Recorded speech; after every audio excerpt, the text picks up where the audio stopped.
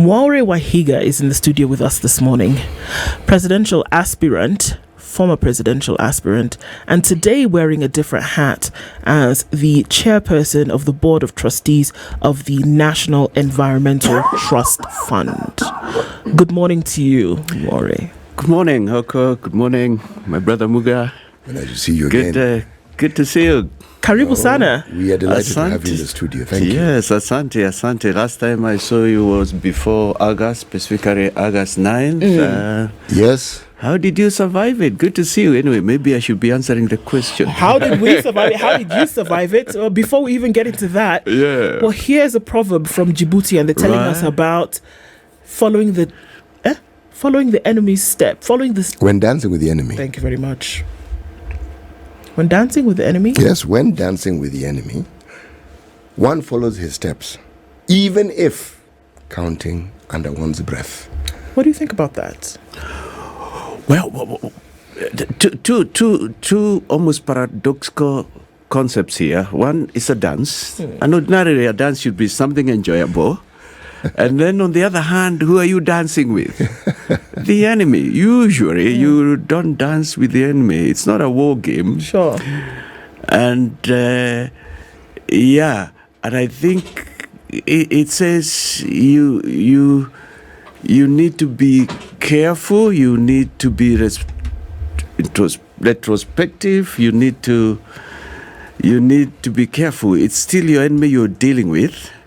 You don't know how the dance might end. Watch your steps. Be careful. Consider what could happen. And Meaning continue dancing, but be on the lookout. Be on the lookout. Indeed.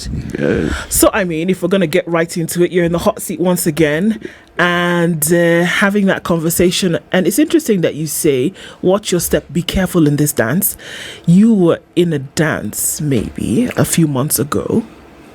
You took a shot at the presidency and that didn't work out.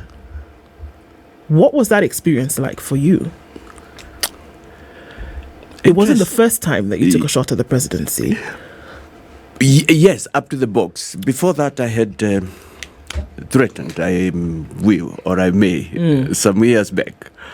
But this was the real thing because I went up to the box, as they say out there. Yeah.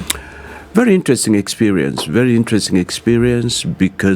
even if you don't get it, like I didn't get it, the fact that you went this close and the fact that it could have happened, when you cross over to the other side, you sit back, you look, you say, just a minute, I went that close. And if I had been successful, what would I have been doing? But let me say, the experience before, it was interesting, very challenging, competitive politics, leave alone anywhere else. But here in Kenya has never been easy. This was not my first one. I was up against, when I think about it, particularly the first two, His Excellency the President now and the Honorable Raila Odinga, who came in second. When I think who they were, who they have been, and how far they were in terms of popularity, followership, and here I am coming, sizing myself up to them. It's like this wrestling match, and you're this little dwarf, and you're still saying, shaking. I look back and I say, and I'm thankful that I had that occasion. And I tell friends, I may not have got it, but I feel like I got it. Why do you think you didn't get it? It being called the president of Kenya. Right. A number of things I could say. One, because let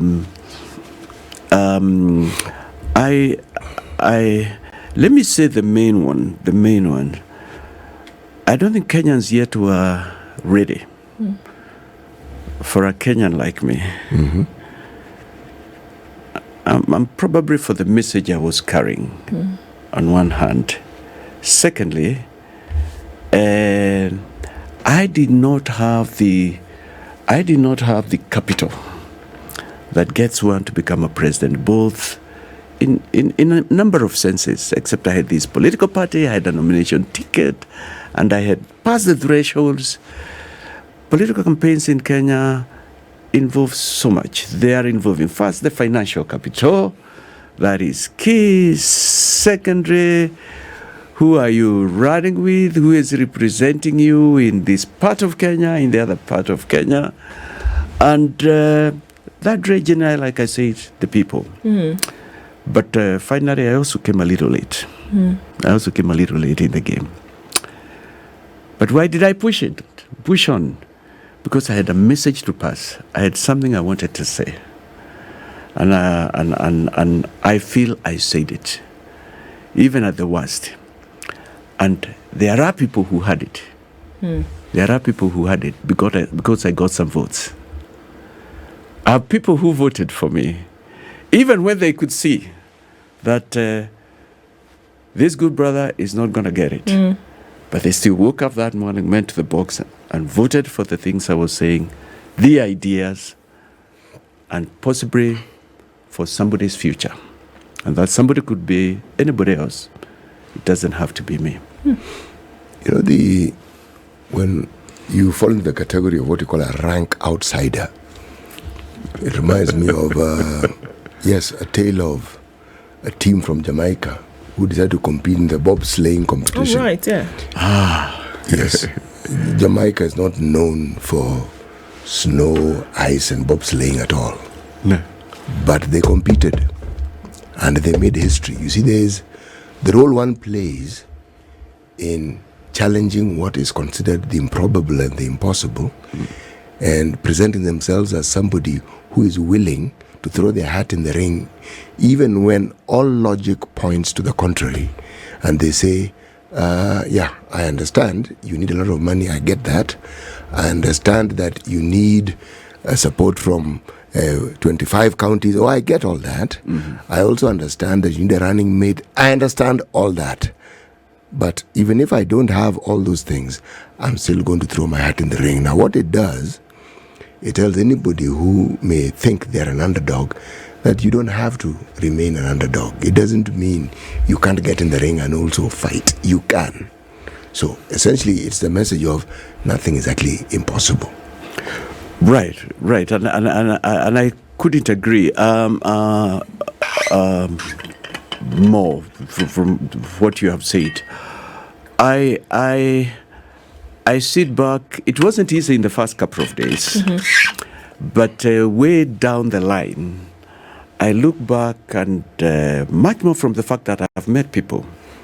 And recently I was in this gathering of chairpersons of Prastatos who got together, the newly appointed, just to get to know each other, to build each other's capacities. And a couple of them come across me and they said, you know what? You may not have got it, but we heard what you're saying. But what I also like is two things. Just at the nick of time, I also was able to get humble and accept that I'm not going to get it. And if you remember, and I hope I'm not going ahead of your questions, it's a conversation, I conceded defeat.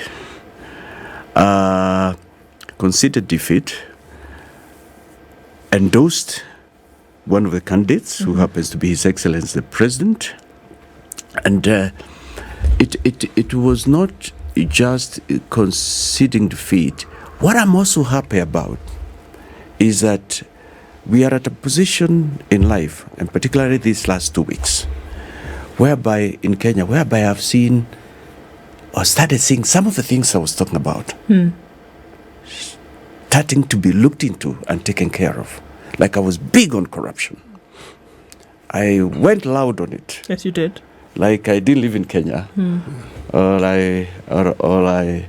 I'm the only one who could throw a stone against everybody else. And I come to you, to Spice FM this morning, excited at the happenings of the last 2 weeks. Because I can see a bit of of what I was saying.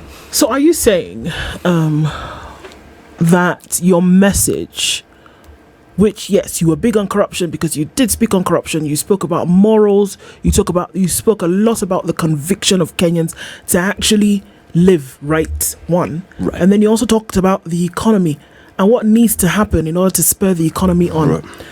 So if these are two things that are also then being spoken of by today's administration, Right. it's not very different from then what you were speaking of. Would you say that's the reason why you then were able to concede and then endorse the now president so quickly? Many would have said it was a quick move. Is that the reason why? Because he was resonating with your message as well? Yeah, I first of all, let me say how thankful I am to His Excellency the President for appointing me to be the chairperson of a state corporation. One of the chairpersons I met, him and I were reminiscing, and we said, you and I didn't even vote for His Excellency, but he has deemed his fit. It's my senior in the legal profession, the former governor of Meru, Honorable Kiraito. I can mention his name, and we were looking at the magnanimity of His Excellency the President. You have taken me back to why I conceded. Yes. I think for me there were a number of points. One, I could see it. I saw the figures. I was a witness. I had chief agent and many others in Bomas. I kept almost every 10 minutes, being advised of what was going on. One, it was clear I couldn't make it. Number two, I owe the duty of what happens in democracies. And when you get there in advanced democracies, in mature democracies, you don't continue contending when you're going nowhere. But in conceding, there is also a message you pass. It's part of your contribution to the nation. Personally, I believe when I conceded, there is a message I passed to Kenyans. For a moment, Kenyans sat back. It was a very high, I don't know if the word high noon would apply. The swords were getting drawn. There was some tension, palpable almost.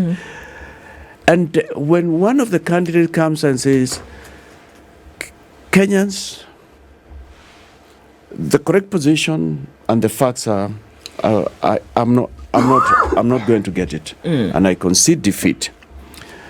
But the second part, which for a long time I received barbs against it, is not just to stop there, but to go ahead and say, from what I see with my naked eyes. In West Africa, they say with my koro eyes. Koro, yes. Yeah, you see, you don't know about that. No, I have no idea. Yeah, what we are saying, yeah? With my naked eyes, I knew who was. And as a leader, I owed a duty. I owed a duty to tell Kenyans, forget what else you are hearing, what else you are afraid of. The fact of the matter is, this is a person who is leading. But finally, to come to your question, His Excellency the President and I, it may not have been obvious or whatever, but him and I go a long way. We have met, we knew each other, we were involved in the 2010 Constitution Review. We were on one side, there were things we saw together. And I listened to what he had been saying. The truth of the matter, if I had not met the thresholds, which were there, and you remember there was a time we were 59 of us, and then 4 of us remained. If I hadn't met those thresholds, I would be on his side. Yes, there are things we shared with him. I know he was talking about corruption. He was talking about moving this country to the next level. I know he was saying, I'll be a new kid on the block, though he had been in the political. There was this talk about, I'm not from a dynastic background. I have new ideas. I've known what suffering is. I have an idea of what Kenya needs to go to. I'll make a difference. Yes, it was because a number of things I was saying, they resonated with what he was saying, though I was loud in my own way. For me, the truth of the matter is, I was beating low blows to each one of them. Sure. Because this is we can't run away from some of what the chatter was right. at that time. Right. And we saw a lot of folks then scrambling. Right. If one were to believe the chatter, then here's your opportunity to say whether that was the case or not. Right. And if we see what's happening today with you being now the chairperson of the Board of Trustees for the National Environment Trust Fund, that many have said, well, okay, yes, you conceded at that point, but you also endorsed him. Also then perhaps clearing the path for you to then be considered for position and part of government in the future. And we see that today. Was that the reason?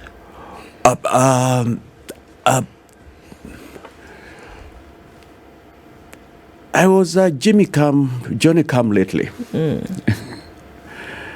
I am not sure about the consideration, but this is one of those things. When you wake up in the morning, you expect life may bring anything your way, and so the little prayer you say is, God, I pray whatever comes my way, you help me to meet it and to face it. You can do things from the two positions. You can carry out your ideas from outside of the inside. Yes, at the back remote of my mind, there would have been this remote idea, maybe. But also, I knew things don't always happen, not in that field. This was not my first position to run into. I am not your typical politician. No. I'm not even one. I don't consider myself as one. I like using the cliché used by many that I'm not a politician, I'm a leader. I knew this is an area where, like what I did, when you concede and it can be good riddance, get out of the way, you are a threat, not just now, who knows, probably even in the future. But I was open for anything. I was open for anything. And yes, the truth position is in one of those moments in the earlier days when I had occasion, because mine was not even expected. It was not one of those where you negotiate. What was not expected? That my concession and endorsing. Okay. I did it on a Sunday, and His Excellency the President was declared the President the following day, Monday. Tuesday would have been the last day. And I got everybody by shock, in a sense. There are those who said, you made the wrong move. You should have first sat with this one on this side, sat with the other. No. Mine came from a conviction from within. So yes, I did in one of those occasions. I heard and I said, Your Excellency, my concession was genuine and endorsement. And if an occasion arises where I can be of help, I'll be available. And then I ran back to what I've always done after I've been involved in a political campaign. I always go back to my law practice and continue doing and serving mankind and Kenyans through that. You mentioned that you wanted to thank the President for his magnanimity. Yes. In appointing you and Mheshimiwa Kretu Murungi. And many others. Had this discussion. Yes. Is it magnanimity or is it just deft political maneuvering? Because you see, if you're appointed, you have a constituency. It doesn't matter the size, but you have a constituency. Mheshimiwa Kretu Murungi has a constituency. So when you're brought into the fold, you may like it or not, but you come with your constituency. So is it magnanimity or is it just political foresight and the understanding that you quieten a possible opposition by bringing them into the fold? I share the view that has been said that we, in the meantime, have done away with politics. Have we really? I mean, well, there are different things we are seeing now. But the issue, there is no presidential campaign going on Again, because it's open. Again, there's no open really. No, there isn't, as far as I know, because we went all the way and up to the Supreme Court, and His Excellency the President was declared the President. For my colleague whose name I mentioned, there is no governorship elections going on in Meru, and for the others. For me, I think it's him sitting back and thinking, this person is a leader. There are things he was doing. For instance, I have sat back and thought to myself, why, like where I was appointed. If you'll notice, it's a trust fund. It is. It's something that deals with funds. It's something that calls for trust. Precisely. That's the constituency I was speaking of. Because you are known not to be your run-of-the-mill politician. Right. You don't have a scandal to your name. Billions have never been attached to your name, especially when you're looking at the wrongful means of acquiring those billions. So you have a name that has certain weight to it. It's a constituency. So when you're put in that position, the sort of eyebrows we raise when certain people are appointed to certain positions, you wonder, God Almighty, how did this person get this job? The God Almighty question isn't being asked about you. So, again, my question, is it deft political maneuvering or is it magnanimity?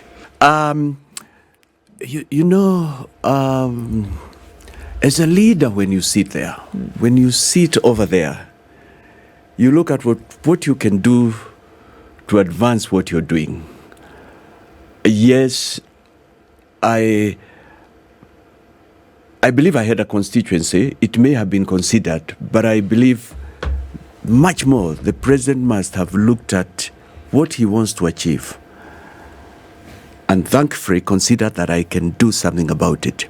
And I want to invite us to look at some very interesting things that have been happening with this presidency. I have sat back and thought about it, and let me throw this, the listeners, even an answer. I've sat back and I've said, people are thinking what they are seeing President Ruto doing is just something that came up the other day, or he is waking up each morning and when things go this way, he goes that way or the other. I've started getting to understand when he says, we had a plan, we have a plan. And I will mention two things. One, I mentioned something that was very close to me, the fight against corruption. You can see what he did last week. And I want to speak here and say, as far as I can see things surmise, this battle against corruption is just starting. Then he has come up with a great interest. And it's not just, it has started now with the whole issue of climate change. And he's talking about planting trees, and in his last tour all across countries in Europe and the East, he's talking about trees. For me, what I have come just to realize is, for all the years His Excellency was in politics, and he was in those regimes we talk about, who did great things, but we have blamed a number of them for corruption. He wished and looked for a day and worked towards that day, which day we say, when I grow up, I'd like to do X, Y, Z. When he would be up there and do what we are seeing. Like I said, and I said at the beginning, I'm very excited at what I saw last week. And then that is not just enough, whereby he sends away this number of people. He wants his top-notch. Thereafter, he's been traveling quite a bit. And I've been thinking, what would the Mwaure Waihiga presidency have been like if it was him who came in? But in a long while, I don't know if it was the first time, Brother Muga, you can remind me, you're a little senior than me, but we had the president of Singapore visiting Kenya. I'm not sure they just talked about bilateral. Prime Minister. Prime Minister. Yes. They talked about bilateral trade. I'm sure when they were having one-to-one, he said, I want to do matters corruption, what Lee when who did in those years. When he did not just generally talk about it and take actions against, everybody, but he even went for the people who he was within the trenches. I will not be surprised. And for me, those things have been significant. Then the other thing about climate change, planting trees. And I hope Kenyans have started, or if they haven't, they will start because they are watching Spice FM, thinking about what is the president saying, what is it with the trees, what is it with climate change. We never think about that because in Africa, the sun shines 365 days in a year. Rivers, there are rivers that flow all through. But the danger he is trying to look into and see. Because if I could come in for another half a minute, Africa, and we are within the tropics, have been known for trees. When you talk about climate change in Africa, we can't do away without mentioning trees. Trees have their benefits. Something I've said, when you plant a tree, you plant hope. Since being appointed, and I'm still going through my induction, I have gotten deep into what is happening, and I'm not there yet. And I am amazed. And I've thought to myself, if we continue with the deforestation we are doing 20 years down the line, I'm just throwing this, then we can get back to our question. 20 years down the line, we have done about almost 99% of forest cover we have in Kenya. What country would that be? And yet we know what trees do, apart from bringing shade, fossil on the ground, providing food for human beings and animals, keeping streams running. What is he saying? You may not have heard him talk about that much in past regimes. And I've sat back and I've said, you know what? Even over those years, the president was just waiting, praying, and working at getting there. Things need to be done, but you can't quite push them through. No. Now, you will ask me what you want to ask me. Today, I'm his advocate. Tell me. I will make a statement, not necessarily ask. See, unlike you, our president is a politician. And he has a gift of gab. He speaks well. He explains things well. He communicates effectively. He communicates convincingly. He is a politician. Now, I thought that President Uhuru government had an enormous task, and I stated that they have a task that no other presidency has ever had in the history of this country. They were the ones who were implementing our constitution. Right. Difficult. Now, this government, in my mind, hasn't even had a task because they are inheriting debts. But against a backdrop of COVID, where for 2 years nothing happened. So whether they liked it or not, it's not their doing. The economy did a tumble turn. But what this government will be judged on is how they manage the situations that they found themselves in. Now, a lot of the times, this more so the deputy president than anybody else spends most of his time blaming the former government. You are in power, you are supposed to tell us what you're going to do with what you found, and you're telling us about the problem, which we all know and see. Where am I going with this? I am saying everything you say may be absolutely true. But when the conversation about changing lives remains a conversation, and there isn't ample evidence to show that that conversation is being changed into action consistently over time, then unfortunately, if there was mistrust, it grows. If there was a lack of belief, it grows, because we're saying we keep hearing, but we don't see enough. Now, there is nothing easy about running a country. There is nothing easy about communicating the things that you want to do. There's nothing easy about it. It's only easy when you're doing what I'm doing now, talking about it. When one is sitting on that seat, there are things you come across that you cannot talk about in public. But when you mentioned the founding Prime Minister of Singapore, we had this discussion with Bishop Emeritus David Oginde yesterday, current chair. I noticed last evening that he was here. Yes. I said, what a coincidence. And when he talked of one Lee, I said, please, whenever we mention this leader, you forget that he had people who supported him. So we don't just judge you with your words, but we judge you by the people you appoint and the people who are supposed to help you achieve this dream. So if we have questions about the people who are supposed to help achieve this dream, then we have questions about your decision-making process and your leadership. It's that simple. And unfortunately, the last 7 months have been occupied. And here I may look like I'm taking back my words with with continued politicking, like we have an election coming, I'm still one of those persons who says I saw the figures. I have not come across any other evidence. I have not been invited by anybody and shown anything. And for me, I remain with my conceding and my endorsement. So let's assume that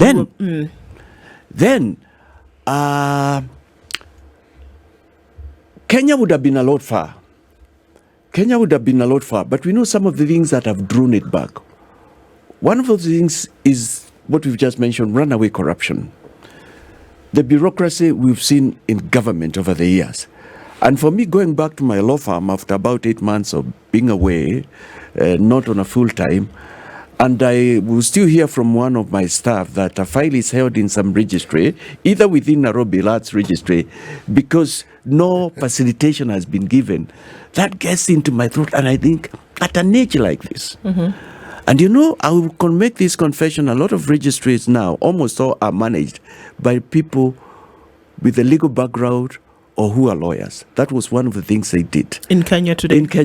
Okay. People who would know the law and you can't take them around. And have had to write letters and called some of them and said, you are a professional colleague, are you not? Yes, there is this set of documents we've had to register, and we understand they've been waiting since January, and you have registered others.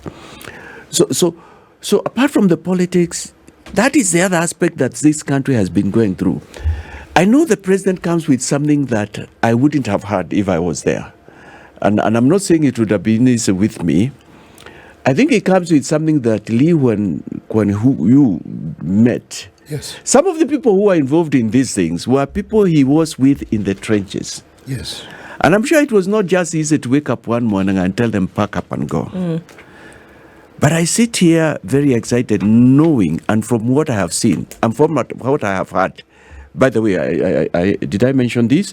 That in the first few weeks, and when I was able to interact closely, I sat in a meeting where he looked at a group of people, and among them were very senior religious leaders and people of integrity, and he said, I intend to lead a government of integrity. Okay, what would you have done differently? Let's say it was you now who was being called Your Excellency. What would you have done differently? I get the feeling that from what you're saying today, that there would have been very little you would have done differently so far from what President William Ruto is doing today. And if that's the case, then why would you have run at all? I was very excited to see that my contemporary at the university and my former bishop, he's a senior clergy than I am. Bishop Bugindi was here last night, and he talked about being in this place where so much has been done, but he was surprised that it was not out in the public domain. When I listened to His Excellency, when I listened to a lot of men and women around him, I get the impression a lot of work has been done, is out there, waiting implementation, but there are things that need to be dealt with before we get there. I get the impression there are policies, there are studies where that within a year or two, and that has been mentioned, within a year, give us 2 years, we intend to take this nation somewhere. There are those studies that are there. What would I have, and therefore, and he has been saying, give me time, give us time. What different would I have done? And do I sound like I wouldn't have done much? I believe I would have done as much as probably 60-70% of what he is doing. I probably just sense 1 or 2 areas. Okay. And this is not a criticism. It could be a matter of styles, and styles are different. For me, first of all, I was like a lone politician and campaigner. I did not have all these men around me and women whom I would have been beholden to, and therefore would have had to consider, what do I do with them? I was big on corruption. I was big on the fact that, and the Auditor General spoke about it this year, early in the year. He was quoted, and I hope she was quoted right, when she said, if you have to invest stolen money, invest it then in your country. I was big on the fact that Kenyans have been stealing public funds and investing them in places like Dubai, Seychelles, and I was saying we need that money back. And I'm not saying that nothing is being done about it. I think it's a question of time. Probably there are things I would have gone slow about, but there are two things I know. There are some things I would come with a hammer, Ron. Okay. Right now, there are things I would have done differently, but I believe they are still in the pipeline, and there are systems. For newcomers like myself, who have not been held a ministerial position or so on, there are things I would have discovered when I get there, the realities are different.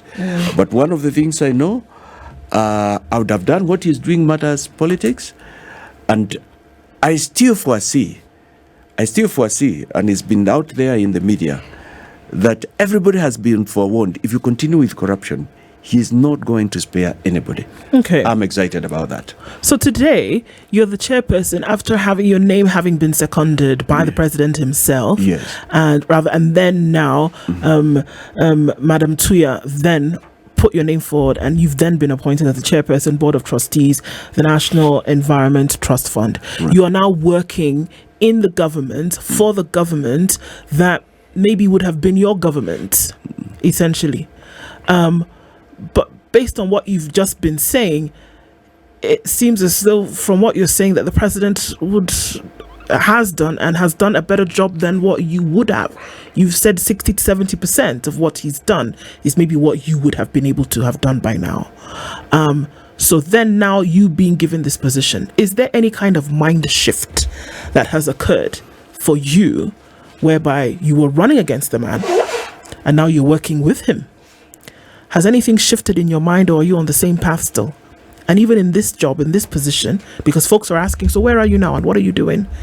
What does that entail for you in terms of moving your mind then from this was my rival in an election and now here I am having been appointed by him to serve in a different capacity? For me, one of the things that's very clear is why I was involved in the race. And I would put it simply this way. It was service to my country, service to the people. That sort of service can be done anywhere. Let me even add and say it can even be done in the private sector. It can be done here in the media. It can be done anywhere. And for me, my politics have been very interesting. I do them the last 3, 6 months, 12 months or thereabouts. And by the night of elections, when they count the votes and I have not won, the following day I adorn my tie and I go to the office and I continue doing with the profession that's my foundational profession. I am excited in my appointment because it gives me an opportunity. And like I indicated, I'm still going through the induction processes. It gives me an opportunity to action some of the things I was talking about. I have an opportunity because that's still an entity that needs the matters I was talking about, an opportunity to see that it's done. How I chair the board will be very important. It comes also at a time when the government and His Excellency the President has come out guns blaring and sensitizing Kenyans about the whole issue of climate change and why it's down with us. We've just come from about 3 months of heavy drought. We never thought we could get this far. By March, I think it was many more months than more months than that. Yeah. And September, I read somewhere we might have El Nino again roundabout with us. And the effect of climate change can come from both dry weather or wet weather. We continue, destroying our forest cover. We continue dealing with our water sources. We continue not caring. We think life will always continue like this.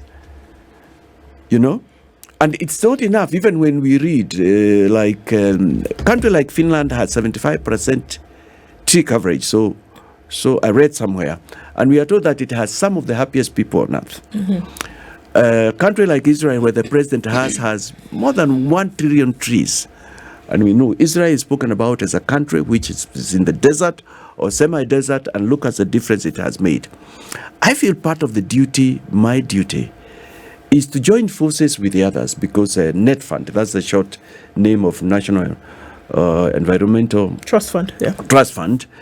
Part of my duty is to join with others and ensure that Kenya doesn't go that way, or what would happen 20 years ago if we do nothing about our environment. Mwaure, if I might interject, Yes. I almost hear you saying that based on what we've seen President Ruto do in the last 7 months, that were you who are sitting in this position, even now with what you've been given as this chair, with how you've been appointed, that you wouldn't do anything differently from what he has done.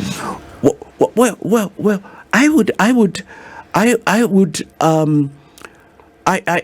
guess he is dealing with some of the things that I wanted to do. Mm-hmm. That's what I am saying. He is traveling, and some people have said he's traveling too much, but I have sat back and said probably I would have had no choice, because I believe he took a country, and my brother here alluded to it, a country where what we have said, the economy was in bad shape. He inherited an economy that had been battered. That has been battered. Yes. And a country that has also had lost years. He comes with this energy, he comes with this vision, and he knows something needs to be done. Not just for the current generation, but the future.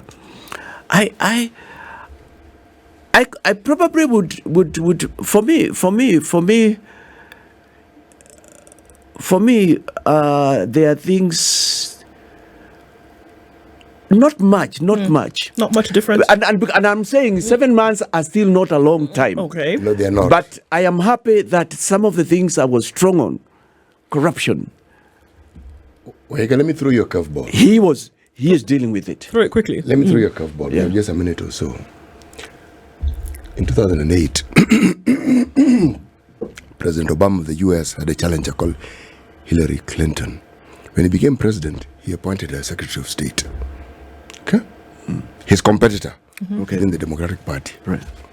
You and Mheshimiwa Kiraitu have been shortchanged.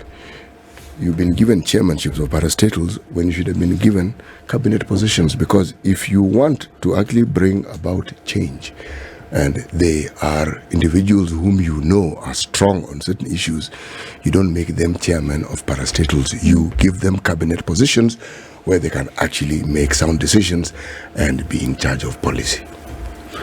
I'm not sure, my brother. While we could serve, both of us, the names you mentioned in those positions, you and I know that we've got a full cabinet.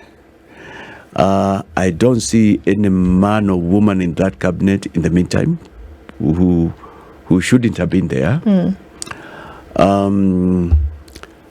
Of course, there's a limit according to our constitution.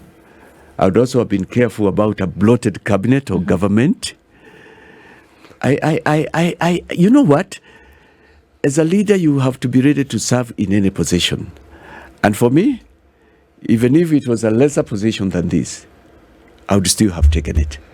Gratefully. And I am grateful for that appointment. Mwaure, and I'll do my best. Thank you for joining us this morning on Kenya's Biggest Conversation. Always great to catch up with you. We want to see what the future holds, and hope you'll come back and tell us how that's going. This is the Situation Room, the only way to start your day.